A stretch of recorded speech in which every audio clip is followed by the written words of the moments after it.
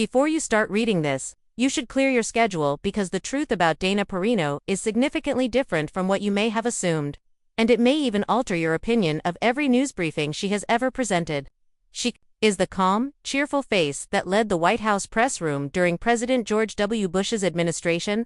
She currently co-hosts incisive debates on the Five. However, most people never see the past full of unforeseen twists, great tenacity, and a quest for truth that lurks beneath that calm on-air persona. Watch to the end, because I'll reveal the mission she's embarking on that has the potential to change the way you consume news.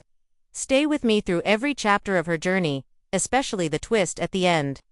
The narrative of Dana starts on a farm in Kansas, where she was raised as the eldest of 5 kids, gathering corn and delivering eggs to neighbors before the sun rose. Her father, a volunteer firefighter, taught her responsibility and discipline, while her mother, cultivated in her a love of learning. Dana, who would soon become the face of national politics, chose to major in English and minor in political science when she went for the University of Denver at the age of 18. Senior press officers took notice of Dana's ability to raise challenging questions of policy advisors and sports team sponsors during her internship at the White House. Dana rose to the position of deputy press secretary by her mid-20s, writing speeches and answering questions from closely watched reporters. She was grilled about agricultural subsidies in one notorious exchange, later noting, "My cheeks were burning, but I knew every grammar rule in the books." Dana struck a balance between accuracy and warmth, according to her co-workers, by keeping a copy of Strunk and White in her desk drawer next to her family photos. Most believed she would become a cable news celebrity after her time in the White House.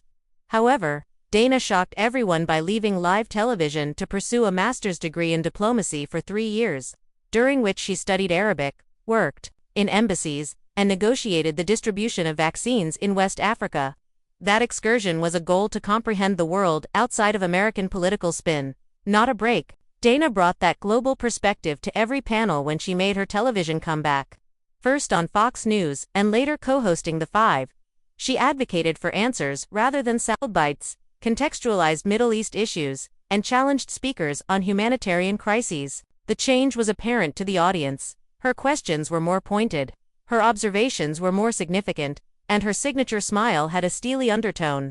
As viewers preferred substance to showmanship, ratings increased, and advertisers noticed. However, Dana's next chapter takes her off-camera once more.